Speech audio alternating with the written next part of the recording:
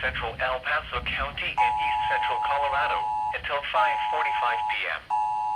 At 5:08 p.m., a severe thunderstorm capable of producing a tornado was located near Ellicott, or 21 miles. We're getting like 4 tornado warnings, also known as TOR.